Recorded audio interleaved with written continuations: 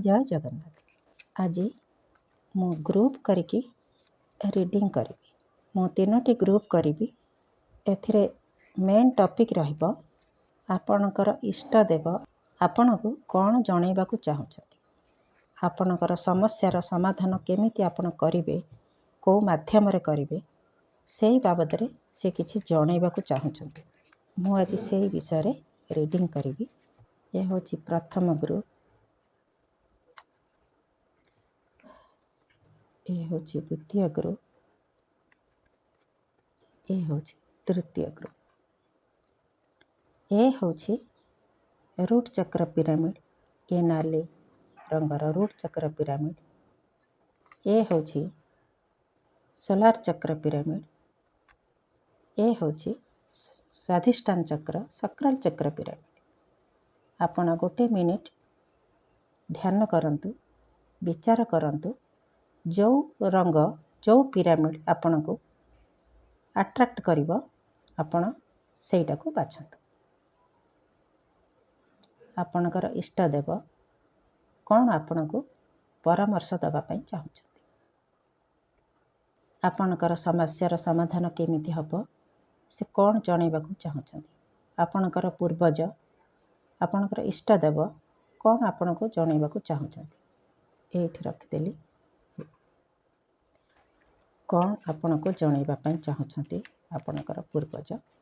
ए होछि स्वाधिष्ठान चक्र पिरामिड। यही पिरामिड की होछि ग्रुप नंबर 1। ये पिरामिड जी बाछि जंती से किछि गोटे करी कि देखिया पई चाहुछंती, निज आइडिया रे कला रे से लेखंतु, लेखा लेखी किछि करंतु कि सिलाई काम करंतु, हाथर कोनोसी गोटे पारदर्शिता, हाथ रे कोनोसी गोटे कला को बढ़िबाकू चाहुछंती, किछि गोटे आर्ट क्रिएटिव आइडिया बहुत प्रकार आपण मन को आसुची, किछि गोटे करिक देखिया पई चाहुछंती। ये हैला मास्टर कार्ड, मुझे पर देखिबी। प्रथमे देखिबा कौन आपण को गाइड करबा को चाहुछंती। जय जगन्नाथ।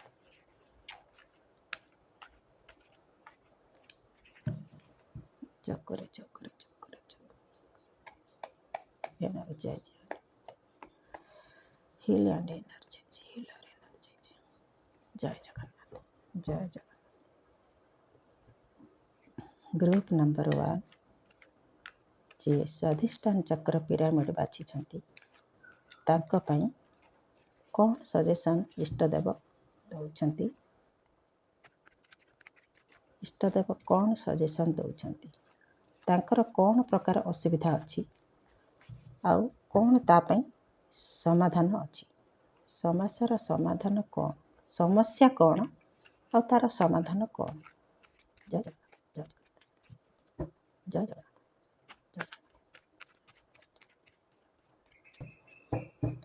समस्या कौन,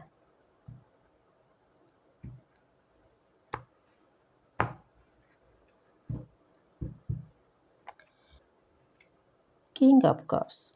आपण किछि गोटे इमोशन रे फसी जाइछंती, आपण को गोटे इमोशन जहा को मनर अवस्था कहंती, आपणकर मनर कोनोसी गोटे गभीर स्थान को किछि गोटे आघात पहुँचुची कोनोसी कारणरू, हुए तो आपणक परिवार रे हेई पारे, कि आपणक कर्म क्षेत्र रे हेई पारे, कि आपणक कैरियर को नेक हेई पारे।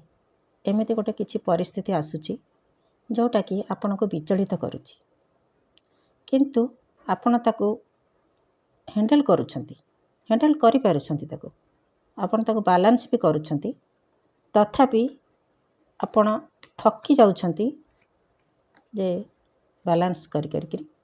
मैजिशियन एक कार्ड हुए तो पॉजिटिव कार्ड, किंतु मु आको समस्या रे देखिची आनिची।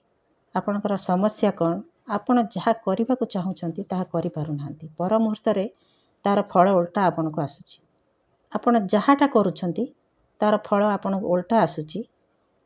आपण 5 पैसा खटेले 15 पैसा पाइबे, किंतु से लास्ट को आपणकर 0 हो जाउची।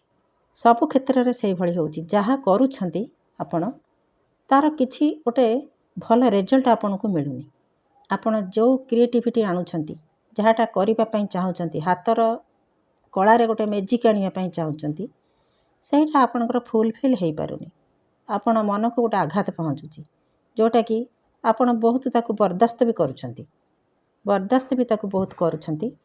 କ'ଣ କରିବେ କ'ଣ ନାହିଁ, ଏମିତି ଗୋଟେ ଲାଷ୍ଟକୁ ମୁଁ ଛାଡ଼ିଦେବି ନା ଛାଡ଼ିବିନି, ଏମିତି କରିବିନି, ଏମିତି ଗୋଟେ ଧାରଣା ଆପଣଙ୍କ ମନକୁ ଆସୁଛି। ଇଏ କିନ୍ତୁ ଗୋଟେ ମେଜର କାର୍ଡ଼, ମେଜର ଅର୍କାନା କାର୍ଡ଼ ହେଲେ ବି ଯେଉଁଟାକି ମୁଁ ତାକୁ ଆଣିଛି ଆପଣଙ୍କର ସମସ୍ୟା କ'ଣ ବୋଲି, ସେଥିରେ କାର୍ଡ଼ ଆସିଛି ମାନେ ଆପଣଙ୍କର ସମସ୍ୟା ବହୁତ କିଛି ଅଛି। ବହୁତ କିଛି ଆପଣଙ୍କର ସମସ୍ୟା ଅଛି, ସେଇଟା ଲୋକଙ୍କୁ ଦେଖାଯାଉନି, କେବଳ ଆପଣଙ୍କ ଭିତରେ ରହୁଛି। ପରିବାରରେ ବି ସେଇଟା ଆଉ କାହାର କିଏ ଦେଖାଯାଉନି, କେବଳ ଆପଣ ସେ ପରିସ୍ଥିତିଟାକୁ ସମ୍ଭାଳୁଛନ୍ତି। ଇମୋସନାଲ୍ ବି ଆପଣ ବହୁତ ହାରାସ ହେଉଛନ୍ତି। କୁଇନ୍ସ ଅଫ୍ ୱାଣ୍ଡସ୍ ଏ କାର୍ଡ଼ ବି ମୁଁ ସମସ୍ୟା ଭିତରକୁ ଆଣିଛି। ଆପଣ ଯେଉଁ ମ୍ୟାଜିକ୍ ତିଆରି କରିବାକୁ ଚାହୁଁଛନ୍ତି, ଯାହା ପାଖକୁ ଯାଉଛନ୍ତି କିଛି ଗୋଟେ କାମ ଧରିକି, ସେଠି ବି ଆପଣ ସକ୍ସେସ୍ ହେଇପାରୁନାହାନ୍ତି। ଆପଣ ମନ ଭିତର ବହୁତ ୱିକ୍ ହେଇଯାଉଛି, ଆପଣଙ୍କର ମନ ଭାଙ୍ଗି ଯାଉଛି। ଯେଉଁଟା ଆପଣ କରିବାକୁ ଚାହୁଁଛନ୍ତି ସେଥିପାଇଁ ଆପଣଙ୍କର ମନ ଭାଙ୍ଗି ଯାଉଛି। ଆଉ ଆପଣଙ୍କର କ'ଣ ସମସ୍ୟା, ବଟମ୍ ଅଫ୍ ଦ ଡେକ୍, ସେଥିପାଇଁ ଆପଣ ସେଥିରୁ ଗିଭ୍ ଅପ୍ କରିବାକୁ ଚାହୁଁଛନ୍ତି। କିନ୍ତୁ ଆପଣଙ୍କର ଇଷ୍ଟଦେବ କହୁଛନ୍ତି ନା, ଗିଭ୍ ଅପ୍ କରିବନି, ଏତେ କଷ୍ଟ ଯେଉଁଠି କରୁଛ ସେଠି ତୁମେ ଛାଡ଼ି ଦିଅ ନାହିଁ। କୌଣସି କାମକୁ ଆପଣ ଛାଡ଼ିବାକୁ ଚେଷ୍ଟା କରନ୍ତୁ ନାହିଁ, ସବୁବେଳେ ଆଗକୁ ବଢ଼ିବାକୁ ଚେଷ୍ଟା କରନ୍ତୁ। ମନର ବଳକୁ ଷ୍ଟ୍ରଙ୍ଗ କରନ୍ତୁ। ଆପଣ ସବୁ କରିପାରିବେ, ହେଲେ ଆପଣଙ୍କ ମନର ଟିକେ ଷ୍ଟ୍ରେଙ୍ଗଥ୍ ଦରକାର ହେଉଛି। ଆପଣଙ୍କୁ ଗୋଟେ ସପୋର୍ଟ ଦରକାର ହେଉଛି, ଯାହାଦ୍ୱାରା ଆପଣ ଯେତେବେଳେ ଆପଣଙ୍କର ଇମୋସନାଲ୍ ୱିକ୍ ହେଇଯାଉଛନ୍ତି, ସେତେବେଳେ ଆପଣଙ୍କୁ ଗୋଟେ ସପୋର୍ଟ ଦରକାର, ଯେ ସେଇ ଆପଣଙ୍କର ମନର ଅବସ୍ଥାଟାକୁ ବୁଝିକି ଆପଣଙ୍କୁ ପୁଣି ଆଗକୁ ବଢ଼େଇବାକୁ ସାହାଯ୍ୟ କରିବ। ସେ ସପୋର୍ଟ ଆପଣଙ୍କୁ ମିଳିପାରୁନାହିଁ। ଆଉ ସମସ୍ୟା କ'ଣ, ଆମେ କ୍ଲାରିଫାଏ କରିବା କ'ଣ ସମସ୍ୟା ରହୁଛି। ଟୁ ଅଫ୍ କପ୍ସ, ଆପଣଙ୍କର ସମସ୍ୟା ପଇସାକୁ ବି ନେଇକି ରହୁଛି। ପଇସା ପତ୍ର ବାବଦରେ ଆପଣ ବି ବହୁତ ଅବସ୍ଥାରେ ରହୁଛନ୍ତି। ମାନେ ଏଠୁ ଆଣିଲେ ସେଠୁ ଅଣ୍ଟୁନି, ସେଠୁ ଆଣିଲେ ଏଠୁ ଅଣ୍ଟୁନି, ଆକୁ ପୁଣି ଫେରାଇବାକୁ ପଡ଼ିବ, ପୁଣି ତା ପାଖରୁ ଆଣିକି ଆକୁ ଦେଉଛନ୍ତି। ଏମିତି ଗୋଟେ ପଇସା ପତ୍ରକୁ ନେଇକି ବି ଆପଣଙ୍କର ବହୁତ ଗୋଟେ ଅସୁବିଧା ରହୁଛି। କ୍ଲାରିଫାଏ ମ୍ୟାଜିସିଆନ୍ କାର୍ଡ଼, ଜୟ Jagannath. Clarify magician card, clarify magician card. ଏତେ ଗୁଡ଼େ ଆସିଲା, ଏତେ ଗୁଡ଼େ ମୁଁ ନେବିନି। ଠିକ୍ ଅଛି, ଆଉ ଥରେ ଯଦି ଆସେ ଆକୁ ନେବା। କିଙ୍ଗ ଅଫ୍ ସୋର୍ଟସ୍, ଏମିତି ହେଉଛି ଆପଣ ଗୋଟେ କୌଣସି ସମସ୍ୟାରେ ଫସି ଯାଇଛନ୍ତି, ଯେଉଁଟାକି ଆପଣଙ୍କୁ ଗୋଟେ ବଡ଼ ନିଷ୍ପତ୍ତି ନେବାକୁ ପଡ଼ୁଛି। ସେଥିପାଇଁ ଆପଣ ଟିକେ ପଛେଇ ଯାଉଛନ୍ତି, ସେ ନିଷ୍ପତ୍ତି ଆପଣ ନେଇପାରୁନାହାନ୍ତି। ମନ ଭିତରେ କେଉଁଠି ନା କେଉଁଠି ଆପଣଙ୍କର ଗୋଟେ କିନ୍ତୁ ଭାବ ରହୁଛି, ଯେ ଇଏ ତ ମୋ ନିଜ ଲୋକ, ଇଏ ତ ମୋର ବନ୍ଧୁବାନ୍ଧବ, ଇଏ ମୋର ପଡ଼ିଶା, ଏମିତି କହିବା ଠିକ୍ ହେବନି। ଏମିତି ଗୋଟେ ସମସ୍ୟାରେ ଆପଣ ଫସି ଯାଇଛନ୍ତି, କିନ୍ତୁ ଆପଣ ନିଶ୍ଚିତ ଭାବରେ ଆପଣ ସମସ୍ୟାକୁ ସମାଧାନ କରିପାରିବା ଭଳିଆ କ୍ଷମତା ରଖୁଛନ୍ତି, ହେଲେ ସେଇଟାକୁ ଆପଣ ଦେଖିବାକୁ ଚାହୁଁନାହାନ୍ତି।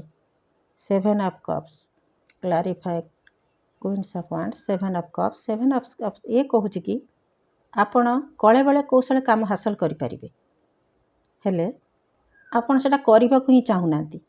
କାହିଁକି ନା ଆପଣ ହୃଦୟରୁ ବହୁତ ଗୋଟେ ଭଲ ମଣିଷ। କାହାକୁ କଷ୍ଟ ହେଉ, କାହାକୁ ଦୁଃଖ ହେଉ, କିଏ ମନରେ ଗୋଟେ ଖରାପ ଧାରଣା ଆଣୁ, ସେମିତି ଆପଣ କରିବା ପାଇଁ ଚାହୁଁନାହାନ୍ତି। ମୋଟାମୋଟି ଆପଣଙ୍କର ସମସ୍ୟା ହେଲା ଏଇଆ। ଆପଣ ଜଣେ ଭଲ ମଣିଷ ହେଇଥିବାରୁ ଆପଣଙ୍କୁ ସମସ୍ତେ ବ୍ଲାକମେଲିଂ କରୁଛନ୍ତି। ଘର ପରିବାରରୁ ଆରମ୍ଭ କରିକି ଆପଣଙ୍କର ସୋସାଇଟି ଠୁ କ୍ୟାରିୟର, ଯେଉଁଠି ଆପଣ କର୍ମକ୍ଷେତ୍ର, ସମସ୍ତେ ଆପଣଙ୍କୁ ବ୍ଲାକମେଲିଂ କରୁଛନ୍ତି।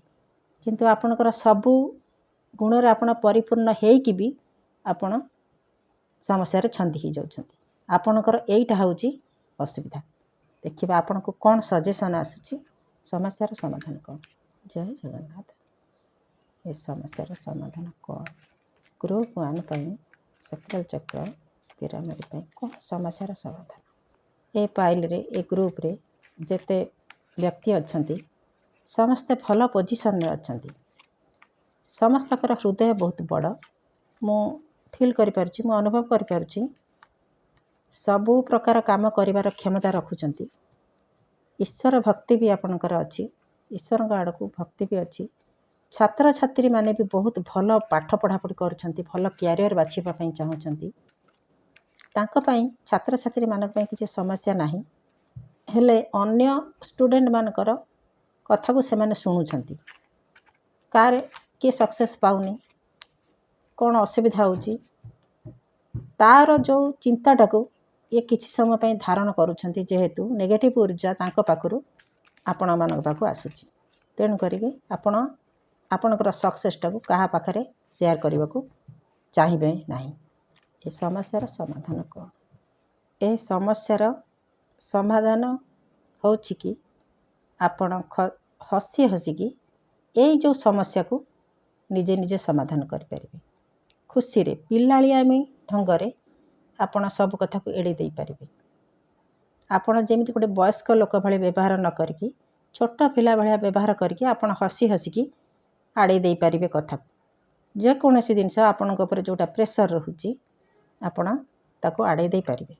ଆପଣ ଆନସେଷ୍ଟର କହୁଛନ୍ତି କି ଆପଣଙ୍କର ଇଷ୍ଟଦେବ କହୁଛନ୍ତି ଯେ ଆପଣ ଯଦି ସିରିୟସ୍ ନ ହୁଅନ୍ତି, ଛୋଟ ପିଲାଙ୍କ ଭଳି ହସି ହସିକି କଥାକୁ ଆଡ଼େଇ ଦେଇକି ଚାଲିଯିବେ, ତାହେଲେ ଆପଣ ବଞ୍ଚିଯିବେ। ନହେଲେ ମହାନ ହୃଦୟ ବ୍ୟକ୍ତିମାନେ କାହାକୁ ତୁଟିକି କହିପାରିବେନି। ଯେ ଭଲ ମଣିଷ ପ୍ରକୃତରେ କାହାକୁ ତୁଟିକି କହିପାରିବେନି, କାହାର ଅସୁବିଧା ଦେଖିପାରିବେନି। କ'ଣ ହେବ? କାହା ଦୁଃଖରେ ସହିପାରିବେନି, କାହାକୁ ଅସୁବିଧାରେ ଦେଖିଲେ ରହିପାରିବେନି। ତାଙ୍କ ପାଇଁ କ'ଣ କରାଯିବ? ଭଗବାନ କହିବେ ନା ଆପଣଙ୍କ ଇଷ୍ଟଦେବ ଆପଣଙ୍କୁ କହୁଛନ୍ତି ଯେ ଆପଣଙ୍କ ଭାଗ୍ୟରେ ବହୁତ ସୂର୍ଯ୍ୟ ଚମକୁଛି, ଆପଣ କାହିଁକି ଦୋଷୀ ହେବେ? ଆପଣ ନିଜ ସମସ୍ୟାକୁ ଛୋଟ ପିଲାଙ୍କ ଭଳି ହସି ହସିକି ତାକୁ ଆଡ଼େଇ ଦିଅନ୍ତୁ। ଦ ୱାର୍ଲ୍ଡ ଏଇଟା ଆପଣଙ୍କ ପାଇଁ ଆଗକୁ ବଢ଼ିବାକୁ ସାହାଯ୍ୟ କରିବ। ଦ ୱାର୍ଲ୍ଡ ଗୋଟେ ସାଇକେଲ କମ୍ପ୍ଲିଟ୍ ହେଉଛି ଆପଣଙ୍କର। ଏଇଟା ବି ଆପଣଙ୍କର ସମସ୍ୟା ନୁହେଁ, ଏଇଟା ଆପଣଙ୍କୁ ପରୀକ୍ଷା। ଆପଣଙ୍କ ଇଷ୍ଟଦେବ ଆପଣଙ୍କୁ ପରୀକ୍ଷା କରୁଛନ୍ତି ଯେ ମୋ ପିଲା ମୋତେ ମାନୁଥିବା ବ୍ୟକ୍ତି କେତେ ଭଲ, କେତେ ସହିପାରୁଛି, କେତେ ଯୋଗ୍ୟତା ହାସଲ କରିପାରୁଛି। ଦେଖନ୍ତୁ, ସମସ୍ୟାର ସମାଧାନ ତ ସେ ନିଜେ କରିଦେଉଛନ୍ତି, ଆପଣଙ୍କୁ ଠିକ୍ ଠିକଣା ଜାଗାକୁ ନେଇଯାଉଛନ୍ତି। 6 ଅଫ୍ ସୋର୍ଟସ୍ କହୁଛି ଯେ ଆପଣଙ୍କୁ ସେ ଠିକଣା ଜାଗାକୁ ନେଇଯାଉଛନ୍ତି। ଆପଣଙ୍କର ସମସ୍ୟାର ସମାଧାନ ଆପଣଙ୍କୁ କିଛି କରିବାକୁ ପଡ଼ିବନି। ଆପଣଙ୍କ ଇଷ୍ଟଦେବ ଆପଣଙ୍କ ପାଇଁ ଆପେ ଆପେ କରିଦେଉଛନ୍ତି। ଏ ଆସିଗଲା ନିଜକୁ ନିଜେ। ଆପଣ ଏଇଭଳିଆ ଛୋଟ ପିଲାଙ୍କ ଭଳିଆ ରୁହନ୍ତୁ। ଈଶ୍ୱରଙ୍କର କୃପା ଆପଣଙ୍କ ହାତ ମୁଠାରେ ଏମିତି ରହିବ, ସୂର୍ଯ୍ୟ ଭଳିଆ ଚମକିବ। ଦେଖିବା ମେଜର କ'ଣ? ଦ ହାରୋଫ୍ରେଣ୍ଡ ଆପଣ ପାଇଁ ମେଜର କାର୍ଡ଼ ଆସିଛି ଯେ ମାଷ୍ଟର କାର୍ଡ଼। ଦ ହାରୋଫ୍ରେଣ୍ଡ ଆପଣଙ୍କ ପାଇଁ ପ୍ରକୃତ ଗୁରୁ ମିଳିବେ। ଆପଣଙ୍କୁ ଠିକ୍ ବାଟକୁ ଯେଉଁ ବାଟକୁ ଆପଣ ଯିବା ପାଇଁ ଚାହୁଁଛନ୍ତି, 6 ଅଫ୍ ସୋର୍ଟସ୍ ଆପଣ ଯେଉଁ ନିର୍ଦ୍ଦିଷ୍ଟ ଲକ୍ଷ୍ୟସ୍ଥଳରେ ପହଞ୍ଚିବା ପାଇଁ ଚାହୁଁଛନ୍ତି ତାକୁ ଆପଣ ପହଞ୍ଚିବାକୁ ବାଟ କଢ଼େଇ ନେବେ। ଏମିତି ଲୋକ ଆପଣଙ୍କୁ ମିଳିବେ ଯେ ଆପଣଙ୍କୁ ସେଠିକି ଯିବା ପାଇଁ ବାଟ କଢ଼େଇ ନେବେ। ହୁଏତ ଆପଣଙ୍କୁ ଅତୀତରେ ବହୁତ କିଛି ଦୁଃଖ ସହିବାକୁ ପଡ଼ିଛି, ବହୁତ ଲୋକଙ୍କ କଥା ଶୁଣିବାକୁ ପଡ଼ିଛି, ଆପଣ ତାକୁ ସହି ନେଇଛନ୍ତି। ସବୁ ପ୍ରକାର ସମ୍ପନ୍ନ ହେଇକି ବି ଆପଣଙ୍କୁ ଏତେ କଥା ସହିବାକୁ ପଡ଼ିଛି, ବହୁତ ଦୁଃଖ ହେଇଛି। ସେ ସମୟଟାକୁ ଏବେ ଭୁଲିଯିବା ପାଇଁ ଆପଣଙ୍କର ଇଷ୍ଟଦେବ କହୁଛନ୍ତି ଆପଣ କାହାକୁ ଅପେକ୍ଷା କରୁଛନ୍ତି, ସେ ଅପେକ୍ଷା ଆପଣ ନିଶ୍ଚିତ ଭାବରେ ଆପଣଙ୍କ ମନସ୍କାମନା ପୂର୍ଣ୍ଣ ହେବ। ଯେଉଁ ଅପେକ୍ଷା କରୁଛନ୍ତି ଆପଣଙ୍କ ଇଷ୍ଟଦେବ କହୁଛନ୍ତି ଯେ ଆପଣଙ୍କୁ ଆଉ ଅପେକ୍ଷା କରିବାକୁ ପଡ଼ିବନି। ଆପଣଙ୍କୁ ପ୍ରକୃତ ଲୋକ ମିଳିବେ ଯିଏ ଆପଣଙ୍କର ସମସ୍ୟାର ସମାଧାନ କରିଦେବେ। ସେଇଟା ଈଶ୍ୱର କରିବେ, ଆପଣଙ୍କୁ କିଛି କରିବାକୁ ପଡ଼ିବନି। ଆପଣ ଖାଲି ଛୋଟ ଛୁଆଙ୍କ ଭଳି ନିର୍ମାୟା ହେଇକି ଈଶ୍ୱରଙ୍କ ଆଡ଼କୁ ଢଳିକି ରୁହନ୍ତୁ, ସେ ଆପଣଙ୍କର ସମସ୍ୟାର ସମାଧାନ କରିଦେବେ। ଏଠି ଯେଉଁ 5 ଅଫ୍ ସୋର୍ଟସ୍ ଆପଣ ସାଙ୍ଗରେ ଧୋକା ବି ହେଇଛି। ଏ 5 ଅଫ୍ ସୋର୍ଟସ୍ କହୁଛି ଯେ ଆପଣଙ୍କ ସାଙ୍ଗରେ ଧୋକା ହେଇଛି, ଆପଣ ବହୁତ କଷ୍ଟ ଅନୁଭବ କରିଛନ୍ତି, ଆପଣଙ୍କୁ ବହୁତ କଥା କୁହାଯାଇଛି ଅତୀତରେ। ସବୁ ସମ୍ପନ୍ନ ହେଇକି ବି ଆପଣଙ୍କର ସବୁ ଗୁଣରେ ପରିପୂର୍ଣ୍ଣ ହେଇକି ବି ଆପଣଙ୍କୁ କଷ୍ଟ ସହିବାକୁ ପଡ଼ିଛି, ତାହେଲେ ତ ଈଶ୍ୱର ଆପଣଙ୍କୁ ମିଳିବେ ନା। ତାପରେ ବି ଚାରିଏଟ୍, ତଥାପି ଆପଣ ଠିଆ ହେଇଛନ୍ତି। ଆପଣ ଲକ୍ଷ୍ୟସ୍ଥଳରେ ଆପଣଙ୍କୁ ଈଶ୍ୱର ହାର ମାନିବାକୁ ଦେଇନାହାନ୍ତି। ଆପଣଙ୍କ ପାଖେ ପାଖେ ଈଶ୍ୱର ଅଛନ୍ତି। ପ୍ରକୃତରେ ଭଲ ମଣିଷ ପାଖରେ ଈଶ୍ୱର ରହିଥାନ୍ତି। ଇଏ ହେଉଛି ଗୋଟେ ପ୍ରମାଣ। ଇଏ ଲଭର୍ସ କାର୍ଡ଼। ଇଏ ଲଭର୍ସ କହୁଛନ୍ତି ଯେ ଆପଣଙ୍କର ଯିଏ ଅବିବାହିତ ଲୋକ ଅଛନ୍ତି ତାଙ୍କ ପାଇଁ ପ୍ରକୃତରେ ଯିଏ ଜୀବନସାଥୀ ଈଶ୍ୱର ଆପଣଙ୍କୁ ମିଳେଇ ଦେବେ। ସେଥିପାଇଁ ବି ଆପଣ ଚିନ୍ତା କରିବା ଦରକାର ନାହିଁ। ଏ ଥିଲା ପାଇଲ୍ 1ର ରିଡ଼ିଂ। ମୁଁ ଅଳ୍ପକେ ସର୍ଟକଟ୍ରେ କହିଦେଲି ଯାହାଟା ହେବାର ଅଛି। ଯାହା ଇଷ୍ଟଦେବ କହିଲେ, ଜୟ ଜଗନ୍ନାଥ ଯାହା କହିଲେ ମୁଁ ତାଙ୍କରି ଥ୍ରୁରେ କହିଲି। ହଁ, ମୋ ସାଙ୍ଗରେ ଯଦି କେହି କଣ୍ଟାକ୍ଟ କରିବାକୁ ଚାହୁଁଥାନ୍ତି ତାହେଲେ ମୋର ଇନଷ୍ଟାଗ୍ରାମରେ କରିପାରିବେ। ଗ୍ରୁପ୍ 2 ଦେଖିବା ସୋଲାର ଚକ୍ର ପିରାମିଡ଼। ଏ ପିରାମିଡ଼ 2 ଯିଏ ବାଛିଛନ୍ତି ସେ ବ୍ୟକ୍ତି ପଦ ପ୍ରତିଷ୍ଠା ମାନ ସମ୍ମାନ ଚାହୁଁଛନ୍ତି, ଧନ ସମ୍ପତ୍ତି ବି ଚାହୁଁଛନ୍ତି। ସେଥିରେ ସେ ବିଶ୍ୱାସ କରନ୍ତି। ଚାହୁଁଛନ୍ତି, ଯିଏ ଚାହାନ୍ତି କ'ଣ ସମସ୍ତଙ୍କୁ ମିଳିଯାଏ ସେ କଥା ନୁହେଁ। ପଦ ପ୍ରତିଷ୍ଠା ମାନ ସମ୍ମାନ ଧନ ସମ୍ପତ୍ତି ଟଙ୍କା ପଇସା ଏସବୁରେ ବେଶୀ ବିଶ୍ୱାସ କରନ୍ତି। ଏଇଟା ତାଙ୍କର ମାନେ ଆକାଂକ୍ଷା। ଏକୁ ପଛରେ ଦେଖିବା। ପ୍ରଥମେ ଦେଖିବା ଆପଣଙ୍କର କ'ଣ ଆସୁଛି, ସମସ୍ୟା କ'ଣ। ପ୍ରଥମେ ଆମେ ଦେଖିବା ଗ୍ରୁପ୍ 2ର ସମସ୍ୟା କ'ଣ, ତାପରେ ଦେଖିବା ସମାଧାନ କ'ଣ କରୁଛନ୍ତି, କେମିତି କରିବେ। ଆପଣ କରିବେ, ଆପଣଙ୍କ ଦ୍ୱାରା କରିବେ କି କେହି ବ୍ୟକ୍ତି ଦ୍ୱାରା ହେବ, କି ଈଶ୍ୱର ନିଜେ ତା ପାଇଁ ରେଡ଼ି ଅଛନ୍ତି, ସେଇଟା ଆମେ ଦେଖିବା। ଜୟ ଜଗନ୍ନାଥ। ଆପଣଙ୍କର ସମସ୍ୟା କ'ଣ? 4 ଅଫ୍ ପେଣ୍ଟାକିଲ୍ସ। ଆପଣ ପଇସା ପତ୍ର ପାଇଁ ସବୁବେଳେ ବ୍ୟସ୍ତ। କେମିତି ଆପଣ ପଇସା ରୋଜଗାର କରିବେ। ମୁଁ କହିଥିଲି ନା, ଯେ ପିରାମିଡ଼ ବାଛିଛନ୍ତି ସେ ସବୁବେଳେ ଟଙ୍କା ପଇସା ଧନ ସମ୍ପତ୍ତି କି ବେଶୀ ମାନ୍ୟତା ଦେବେ। ଇଏ ସେଇଭଳି 4 ଅଫ୍ ପେଣ୍ଟାକିଲ୍ସ। ଇଏ କହୁଛି ଯେ ମୋର ଘର ଗାଡ଼ି ବଙ୍ଗଳା ଏସବୁ ମୋର ଦରକାର। ଆପଣଙ୍କର ହେଉଛି ଏଇଟା ହିଁ ସମସ୍ୟା। ଆପଣ ପଇସା ପାଇଁ ଦୟାମାୟା ବି ରଖିବେନି। ବନ୍ଧୁ ସବୁ ସମ୍ପର୍କ ବି ଆପଣ କାଟି ଦେଇପାରିବେ। ପଇସା ହେଉଛି ଆପଣଙ୍କର ମୁଖ୍ୟ ଜିନିଷ। ଏଇଟା ମୁଁ କହୁନି, କାର୍ଡ଼ ଆପଣଙ୍କ ଇଷ୍ଟଦେବ କହୁଛନ୍ତି। ଷ୍ଟାର କାର୍ଡ଼ ହେଲେ ଆପଣ ଜଣେ ଷ୍ଟାର ସିଡ୍। ଆମେ ଯେଉଁ କୁହନ୍ତିନି ଆମେ ହେଉଛୁ ଧରତୀର ଲୋକ ନୁହଁ, କେଉଁଠି ଆସିକି ଆମେ ଫସି ଯାଇଛନ୍ତି ବେଳେବେଳେ ଲାଗେନି। ଇଏ ସେଇଭଳି ଜିନିଷ। ଆପଣ ବି ବେଳେବେଳେ ଭାବୁଥିବେ ମୁଁ କେଉଁଠି ଆସି ଫସିଗଲି, ଏ ସଂସାର କ'ଣ ମୋ ପାଇଁ ନୁହେଁ କି, ମୋତେ ଲୋକମାନେ କାହିଁ ଭୁଲ ବୁଝୁଛନ୍ତି। ଏମିତି ଗୋଟିଏ ଧାରଣା ବି କିଛି ବ୍ୟକ୍ତିଙ୍କ ମନରେ ଆସୁଥିବ। Moon card. ଆପଣ ଚିନ୍ତା ଶକ୍ତି ଆପଣଙ୍କର ବହୁତ ପ୍ରଖର। ଚିନ୍ତା ଶକ୍ତି ତ ଆପଣଙ୍କର ପ୍ରଖର। ସମସ୍ୟା ହେଉଛି ଏଇଠି ଯେ ଆପଣ ବସିଥିବେ ଗୋଟେ ଜିନିଷ ଭାବିବେ, ସେଇ ଭାବୁ ଭାବୁ ଆପଣ ତାଜମହଲ ତିଆରି କରିଦେବେ। ଏତେ ଆପଣ ଭାବିବେ ଯେ ଆପଣ ସେ ଭାବୁ ଭାବୁ ତାଜମହଲ ତିଆରି କରିଦେବେ। ଆପଣ ବସିକି ଭାବୁ ଭାବୁ ଆମେରିକାରେ ଯାଇକି ପହଞ୍ଚିଯିବେ।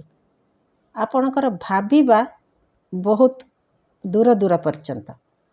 ଆପଣଙ୍କର ସମସ୍ୟା ହେଲା ଏଇଠି ଯେ ଆପଣ ସବୁ କଥାକୁ ସର୍ଟକଟ୍ରେ ଭାବନ୍ତୁ। ଗୋଟେ କଥାକୁ ଆମେ କଥାରେ କୁହନ୍ତିନି ସୂତା ମାଜିଲେ ମୋଟ, କଥା ମାଜିଲେ ମୋଟ, ସୂତା ମାଜିଲେ ଛୋଟ, ମାନେ ଛିଡ଼ିଯାଏ। ଭୁଲ ହେଇଗଲା ମୋ କହିବାଟା। କଥା ମାଜିଲେ ମୋଟ। ଯଦି ଆପଣ ସେଇ ଭାବିବାଟାକୁ ବଢ଼େଇବେ, ତା ସାଙ୍ଗେ ସାଙ୍ଗେ ଆଉ ଗୋଟେ ଯୋଡ଼ିବେ। ଚିନ୍ତା କରନ୍ତୁ, ମୁଁ ସେଇଟା ଆକ୍ୟୁରେଟ୍ କହିପାରୁନି। ଯଦି ଆପଣ ବଢ଼େଇ ବଢ଼େଇ ଚାଲିବେ, କଥା ତ ଯାଇକି କେଉଁଠି ପହଞ୍ଚିଯିବ। ତେଣୁ କରିକି ଆପଣଙ୍କର ଭାବନାଟା ହିଁ ଆପଣଙ୍କ ପାଇଁ ସମସ୍ୟା। ଆପଣଙ୍କର ଇଷ୍ଟଦେବ କହୁଛନ୍ତି ଯେ ଆପଣ ଯେଉଁ ଭାବୁଛନ୍ତି ସବୁବେଳେ ଠିକ୍ କଥା ଭାବି ପାରୁନାହାନ୍ତି। ଇଷ୍ଟଦେବ ଆପଣଙ୍କୁ ଚେଷ୍ଟା କରୁଛନ୍ତି ବାଟକୁ ଆଣିବା ପାଇଁ, ତଥାପି ଆପଣ ଭାବୁଛନ୍ତି। ବୋଧହୁଏ ଆପଣଙ୍କର ଜନ୍ମ ଜାତକରେ ଚନ୍ଦ୍ର ଟିକେ ଦୁର୍ବଳ ଅଛନ୍ତି, ହୁଏତ ରାହୁ ପୀଡ଼ିତ ଅଛନ୍ତି, ନୀଚ ରାଶିରେ ଅଛନ୍ତି। ସେଥିପାଇଁ ଆପଣଙ୍କ ପାଇଁ ଏଇ ଦଶା ହେଉଛି। କିଛି ବ୍ୟକ୍ତିଙ୍କ ପାଇଁ, ସମସ୍ତଙ୍କର ତ ହେଇନଥିବ, ଆଉ କିଛି ବ୍ୟକ୍ତି ବହୁତ ଚିନ୍ତା ଶକ୍ତି ତାଙ୍କର ବହୁତ ୱିକ୍, ମନ ବହୁତ ଦୁର୍ବଳ। ସବୁବେଳେ ଗୁଡ଼େଇ ତୁଡ଼େଇକି ଭାବନାରେ ରହିଥିବେ। ଆଉ ଯେଉଁଟାକୁ ଧରିଥିବେ ଗଣ୍ଠି କରିକି ସେଇ କଥାଟା ହିଁ କହିବେ। ଯେତେ ବୁଝେଇଲେ ବି ସେ କଥାରୁ ସେ ହଟିବେ ନାହିଁ। ଏଇଟା ହେଉଛି ଆପଣଙ୍କର ସମସ୍ୟା। ଆଉ ପଇସା ପତ୍ର ପାଇଁ ଆପଣ ସବୁ ସମ୍ପର୍କ ବି କାଟିଦେବେ। ସମସ୍ୟା ହେଉଛି ଏଇଆ, ପଇସାଟାକୁ ଯିଏ ବେଶୀ ମାନ୍ୟତା ଦେଲା ସିଏ ନିଶ୍ଚିତ ଭାବରେ ଦୁଃଖ ପାଇବ। ବନ୍ଧୁବାନ୍ଧବ ସମ୍ପର୍କ ସବୁ କାଟି ଦେଇପାରିବେ। ଆପଣଙ୍କର ଅସୁବିଧା ବେଳେ କିଏ ଠିଆ ହେବ? ଆପଣ ତ ସମସ୍ତଙ୍କୁ ଭୁଲ ବୁଝିବେ। ଆପଣଙ୍କ ମନ ଭିତରେ ସବୁବେଳେ କାହା ପାଇଁ ଗୋଟେ କିନ୍ତୁ ରହିଲା। ଆପଣଙ୍କୁ ଅସୁବିଧା ବେଳେ କିଏ ସାହାଯ୍ୟ କରିବ? ଆପଣଙ୍କର ସମସ୍ୟା ହେଉଛି ଏଇଠି। ଠିକ୍ ଅଛି, ଦେଖିବା। ଜୟ Jagannath. Clarify four of pentacles. Clarify four of pentacles. ଜୟ ଜଗନ୍ନାଥ, ଜୟ ଜଗନ୍ନାଥ, ଜୟ ଜଗନ୍ନାଥ, ଜୟ ଜଗନ୍ନାଥ, ଜୟ ଜଗନ୍ନାଥ। Clarify four of ପେଣ୍ଟିକଲ୍ସ।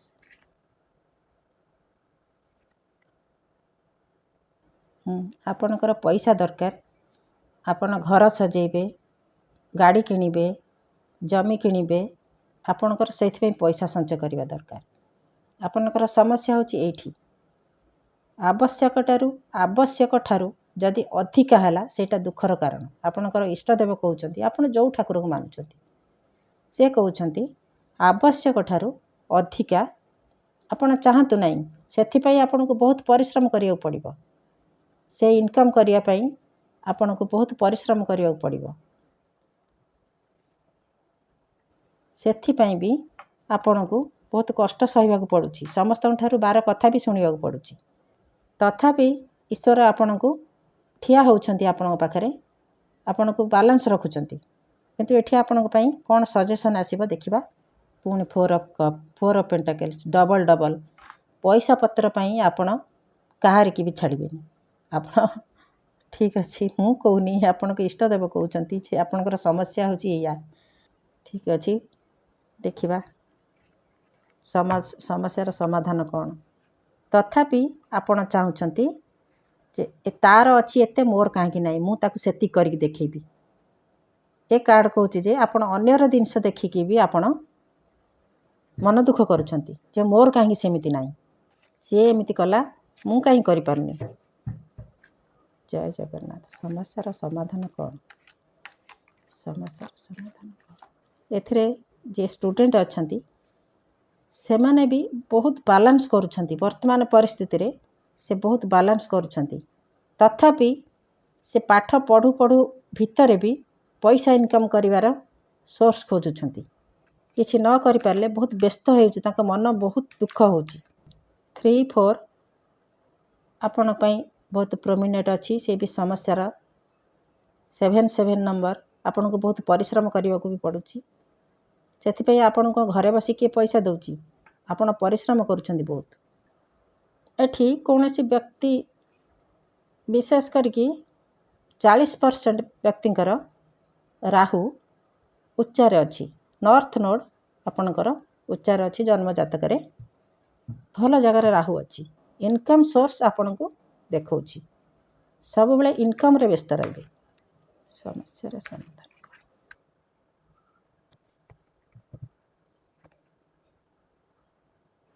ସମସ୍ୟାର ସମାଧାନ, ଯଦି ଆପଣ ଅସୁସ୍ଥ ହୁଅନ୍ତି ତାହେଲେ ଆପଣଙ୍କର ସମସ୍ୟାର ସମାଧାନ ହେବ। କିନ୍ତୁ ଏଠି ଅସୁସ୍ଥତା କୁହାଯିବ ନାହିଁ। ଆପଣଙ୍କୁ ନିଜେ ବାଲାନ୍ସ କରିବାକୁ ପଡ଼ିବ। ଏଠି ସବୁ ଆପଣଙ୍କୁ ବାଲାନ୍ସ କାର୍ଡ଼ ଆସୁଛି। ଷ୍ଟାର, ଟେମ୍ପରେନ୍ସ। ଆପଣଙ୍କର ଇମୋସନକୁ ବାଲାନ୍ସ କରନ୍ତୁ। ସମସ୍ୟାର ସମାଧାନ ହେଲା, ଆପଣ ଯେଉଁ ଇମୋସନରେ ରହୁଛନ୍ତି, ଗୋଟିଏ କଥାକୁ ଗଣ୍ଠି କରିକି ଧରୁଛନ୍ତି, ପଇସା ଛଡ଼ା ଆଉ କିଛି ଆପଣଙ୍କୁ ଦେଖାଯାଉନି, ସେଇଟାକୁ ଆପଣ ବାଲାନ୍ସ କରନ୍ତୁ। ମେଡ଼ିଟେସନ୍ କରନ୍ତୁ, ଧ୍ୟାନ କରନ୍ତୁ, ଓମ୍ ଚାଣ୍ଟିଂ କରନ୍ତୁ। ମୋବାଇଲରେ ଓମ୍ ବଜେଇକି ଚାଣ୍ଟିଂ କରିକି ଆପଣ ଧ୍ୟାନ କରିପାରିବେ। 10 ମିନିଟ୍ ବସନ୍ତୁ, ବେଶୀ ନହେଲା ନାହିଁ। ସମସ୍ୟାର ସମାଧାନ ଏମିତି ହେଲେ ଆପଣଙ୍କ ଠାରୁ କିଛି ଲୋକ ଚୋରେଇକି ବି ନେଇଯିବେ। ଆପଣ ଜାଣିପାରୁନାହାନ୍ତି, ଆପଣଙ୍କର ବି ବହୁତ ଚୋରି ହେଉଥିବ। ନହେଲେ ଆପଣଙ୍କୁ ଦେଖିକି ଆପଣଙ୍କର ହିସାବରେ ଆଉ କେହି ଆପଣଙ୍କର କର୍ମଚାରୀ ଆପଣଙ୍କୁ ଦେଖିକି କିଏ ସେ କିଛି ଶିଖିକି ନିଜେ କରିବାକୁ ବି ଚାହିଁବେ। ସମସ୍ୟାର ସମାଧାନ ହେଉଛି ଆପଣ ଟିକେ ମେଡ଼ିଟେସନ୍ କରନ୍ତୁ। ଇମୋସନାଲ୍ ଆପଣଙ୍କୁ ମନଟାକୁ ଆପଣ ଟିକେ ବାଲାନ୍ସ ରଖନ୍ତୁ। କେତେବେଳେ କ'ଣ ଆପଣ ଚିନ୍ତା କରୁଛନ୍ତି ସେଟା ଠିକ୍ କରି ଜାଣିପାରୁନାହାନ୍ତି। ବହୁତ ଖଟିବାକୁ ପଡ଼ୁଛି ଆପଣଙ୍କୁ, ବହୁତ ବୋଝ ମୁଣ୍ଡେଇବାକୁ ପଡ଼ୁଛି। ସମସ୍ୟାର ସମାଧାନ ହେଉଛି ଯେତେବେଳେ ସେ ପଇସାକୁ ଆପଣ କାହାକୁ ଦାନରେ ଦେବେ, କି ଦୁଃଖୀ ମଣିଷଙ୍କ ପାଇଁ ଖର୍ଚ୍ଚ କରିବେ, କିଏ ହଇରାଣ ହେଉଥିବ ତାକୁ କିଛି ଦେବେ, କାହାକୁ ମେଡ଼ିସିନ କିଣିଦେବେ, ନିଜ ଆଡ଼ୁ ଯେତେବେଳେ ଆପଣ ଭାବିବେ, ତାପରେ ଯାଇକି ଆପଣଙ୍କର ଆସ୍ତେ ଆସ୍ତେ ଆପଣଙ୍କ ମନର ପରିବର୍ତ୍ତନ ହେବ। ଆପଣ ଏଇଭଳି ଭାବରେ ମନକୁ ଧୀରେ ଧୀରେ ପରିବର୍ତ୍ତନ କରନ୍ତୁ। ଏ କାର୍ଡ଼ କହୁଛି ଯେ ଆପଣଙ୍କର ବାଲାନ୍ସ ଆଣନ୍ତୁ। କେମିତି? ଯେ ଦୁଃଖୀ ଲୋକକୁ ଯେ କଷ୍ଟ କରୁଥିବ, ଆପଣଙ୍କ ଚାରିପାଖରେ ଯେଉଁ କର୍ମଚାରୀମାନେ ଅଛନ୍ତି କି ଯେଉଁମାନେ ଆପଣଙ୍କ ପାଖରେ ରହୁଛନ୍ତି ଦୁଃଖୀ ଦରିଦ୍ର ଅଛନ୍ତି, ତାକୁ କିଛି ଦାନ ଦିଅନ୍ତୁ। ଧୀରେ ଧୀରେ ଆପଣଙ୍କ ମନକୁ ନିଜେ ନିଜେ ଆପଣ ବଦଳାନ୍ତୁ। Queen of cups. ସବୁବେଳେ ଆପଣ ଅତୀତକୁ ଦେଖୁଛନ୍ତି। ଅତୀତରେ ଆପଣ କ'ଣ କଷ୍ଟ ପାଇଥିଲେ, ଦୁଃଖ ପାଇଥିଲେ, ଆପଣ ସେଇଟାକୁ ଖାଲି ଭାବୁଛନ୍ତି ଯେ ସେ କଷ୍ଟ ଆଉ ମୋ ଜୀବନରେ ନ ଆସୁ, ମୋର ପଇସା ଦରକାର। କାହାକୁ ଆପଣ ବିଶ୍ୱାସ କରିପାରୁନାହାନ୍ତି। ଏବେ ଏମିତି ହେଉଛି ଆପଣ କାହାକୁ ବିଶ୍ୱାସ କରିପାରୁନାହାନ୍ତି। ଇଏ ହେଉଛି ମାଷ୍ଟର କାର୍ଡ଼। ଆପଣ ଅତୀତରେ ବହୁତ କଷ୍ଟ ପାଇଛନ୍ତି। 8 of swords, queen of swords. ସେଥିପାଇଁ ବହୁତ କଷ୍ଟ ପାଇଛନ୍ତି, ଯେଉଁ କାରଣରୁ ଆପଣ ସମସ୍ତଙ୍କ ସାଙ୍ଗରୁ କାହାକୁ ବିଶ୍ୱାସ କରିପାରୁନାହାନ୍ତି, ସମସ୍ତଙ୍କ ସାଙ୍ଗରୁ ସମ୍ପର୍କ କାଟିବାକୁ ଠିକ୍ କରିଛନ୍ତି। ଏମିତି ଡିସିସନ୍ ନେଇଛନ୍ତି ଯେ ମୁଁ କାହା ସାଙ୍ଗରେ କିଛି ସମ୍ପର୍କ ରଖିବିନି। ପଇସା ଯଦି ମୋ ପାଖରେ ଥିବ ତାହେଲେ ମୁଁ ସମସ୍ତଙ୍କ ମନ କିଣିପାରିବି। ପଇସା ଦ୍ୱାରା ମୁଁ ସବୁ କିଛି କିଣିପାରିବି। ଏ ସମସ୍ୟାର ସମାଧାନ ଆପଣ ନିଜେ କରିବେ। ନିଜକୁ ବଦଳାଇବାକୁ ପଡ଼ିବ। ଆପଣ ଦେଖି ଚାହିଁକି ବାଛି ବାଛି ଲୋକଙ୍କୁ ବିଶ୍ୱାସ କରନ୍ତୁ। ଆପଣଙ୍କର ଯେମିତି ହେଲେ ମନସ୍କାମନା ପୂର୍ଣ୍ଣ ହେବ। ଈଶ୍ୱର ବି ଆପଣଙ୍କ ସାଙ୍ଗରେ ଅଛନ୍ତି, ଆପଣଙ୍କୁ ବାଲାନ୍ସ କରିବେ। ଈଶ୍ୱର କହୁଛନ୍ତି ଯେ ମୁଁ ବାଲାନ୍ସ କରିବି, କିନ୍ତୁ ଆପଣ ଟିକେ ମନ ଦିଅନ୍ତୁ। ଆପଣଙ୍କ ଇଷ୍ଟଦେବ କହୁଛନ୍ତି ମୁଁ ସାଙ୍ଗରେ ଅଛି, କିନ୍ତୁ ଆପଣ ଯଦି ନିଜେ ନ କରିବେ, ସମୟ ବାହାର ନ କରିବେ, ଆପଣଙ୍କ ଇଷ୍ଟଦେବ କହୁଛନ୍ତି ଆପଣ ଯାହା ଚାହୁଁଛନ୍ତି ଆପଣଙ୍କୁ ସେଇଟା ମିଳିବ। ହେଲେ ଆପଣ ଈଶ୍ୱରଙ୍କ ସାଥ ଦିଅନ୍ତୁ। ଈଶ୍ୱର ତ ଆପଣଙ୍କ ସାଙ୍ଗରେ ସବୁବେଳେ ଅଛନ୍ତି। ଷ୍ଟାର ଅଛନ୍ତି, ଆର୍କଏଞ୍ଜେଲ ରାଫାଏଲ ଅଛନ୍ତି, ଆପଣଙ୍କୁ ଇମୋସନାଲି ଫିଜିକାଲି ବାଲାନ୍ସ କରୁଛନ୍ତି। ତେଣୁ କରିକି ଆପଣଙ୍କର ସେଥିପାଇଁ ଚିନ୍ତା କରନ୍ତୁ ନାହିଁ, କି ଇଆଡ଼ୁ ସିଆଡ଼ୁ ବି ବହୁତ ଚିନ୍ତା କରନ୍ତୁ ନାହିଁ। ଧାରଣା ବହୁତ ଆପଣଙ୍କର ସଂକୀର୍ଣ୍ଣ ଧାରଣା ଆସୁଛି ମନକୁ, ସେ ଧାରଣାକୁ ଆପଣ ହଟେଇ ଦିଅନ୍ତୁ। ଏ ରୁଟ୍ ଚକ୍ର ପିରାମିଡ଼ ଯିଏ ବାଛିଛନ୍ତି, ଇଏ କହୁଛି, ଏ ପିରାମିଡ଼ କହୁଛି କି ଆପଣ ସବୁବେଳେ ଗଛ ଲତା ଲଗେଇବାକୁ ଭଲ ପାଉଥିବେ। ଫୁଲ ଗଛ, ମାଟି ସାଙ୍ଗରେ ଯୋଡ଼ି ହେଇକି ରହିବା ଭଳି କିଛି କରିବାକୁ ଆପଣ ଚାହୁଁଥିବେ। ଠିକ୍ ଅଛି, ୟାକୁ ଆମେ ପରେ ଦେଖିବା ଆପଣଙ୍କର ଇଷ୍ଟଦେବ କ'ଣ ଆପଣଙ୍କର ସମସ୍ୟା ଅଛି, ଆପଣ ସମାଧାନ କରିବାକୁ ଚାହୁଁଛନ୍ତି।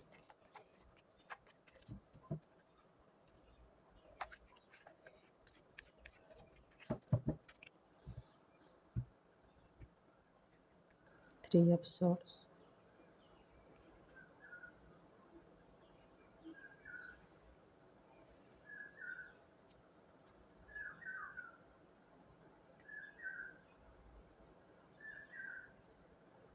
ସମସ୍ୟା ଆପଣଙ୍କର ହେଉଛି କି ଆପଣଙ୍କର କିଛି ଜମିବାଡ଼ି, କିଛି ବ୍ୟକ୍ତିଙ୍କର ଜମିବାଡ଼ି ଅଡ଼ୁଆ ଅଛି।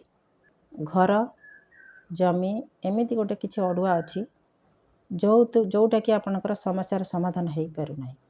କାଗଜପତ୍ର କୋର୍ଟ କଚେରୀ ମାମଲା ବି ଅଛି। ସେଥିପାଇଁ ଆପଣଙ୍କୁ ବହୁତ କଷ୍ଟ ସହିବାକୁ ପଡ଼ୁଛି। ସେଥିପାଇଁ ଆପଣଙ୍କର ବହୁତ ଝାମେଲା ପଡ଼ୁଛି। ଯାହା ସାଙ୍ଗରେ ଜମିବାଡ଼ିର ଅଡ଼ୁଆ ଅଛି ତା ସାଙ୍ଗରେ ଆପଣଙ୍କର ଭଲ ପଟୁନାହିଁ, କିନ୍ତୁ ଆପଣ ଚାହୁଁଛନ୍ତି ସୁଖ ଶାନ୍ତିରେ ରହିବାକୁ। କିନ୍ତୁ ଆପଣଙ୍କର ଏଇ ପରିସ୍ଥିତି ପାଇଁ ବହୁତ ଆପଣ ଅସୁବିଧାରେ ପଡ଼ୁଛନ୍ତି। କିଛି ଛାତ୍ରଛାତ୍ରୀ ହାୟର ଷ୍ଟଡ଼ି ପାଇଁ ବି ଚାହୁଁଛନ୍ତି। ସମସ୍ୟା ହେଉଛି ଏଇଆ, ସେ କୌଣସି କାରଣରୁ ହେଇପାରୁନାହିଁ। ପରିବାରରେ କିଛି ବିଶୃଙ୍ଖଳା ଅଛି, ଯେଉଁଥିପାଇଁ କି ଆପଣ ପଢ଼ିବା ପାଇଁ ଚେଷ୍ଟା କଲେ ବି ଆପଣଙ୍କର ହେଇପାରୁନାହିଁ। ହୁଏତ ସ୍ୱାସ୍ଥ୍ୟଗତ ସମସ୍ୟା ଅଛି। ବ୍ରୋକନ୍ ହାର୍ଟ ଏ କହୁଛି କି କିଛି ଛାତ୍ରଛାତ୍ରୀ ବି ଲଭ୍ ରିଲେସନ୍ରେ ଫସିଛନ୍ତି, ଯେଉଁଥିପାଇଁ କି ସେ ଆଗକୁ ବଢ଼ି ପାରୁନାହାନ୍ତି। ଜମିବାଡ଼ି ଅଡ଼ୁଆ କିଛି ବ୍ୟକ୍ତିଙ୍କର ଅଛି, ସେ ବି ଗୋଟେ ମୁହୂର୍ତ୍ତ ପାଇଁ ଆପଣଙ୍କୁ ଶାନ୍ତି ଦେଇପାରୁନାହିଁ। ଦେଖିବା ମେଜର କାର୍ଡ଼ କ'ଣ। 3 of Swords, 3 of Swords, clarify 3 of Swords। Three of Swords clarify.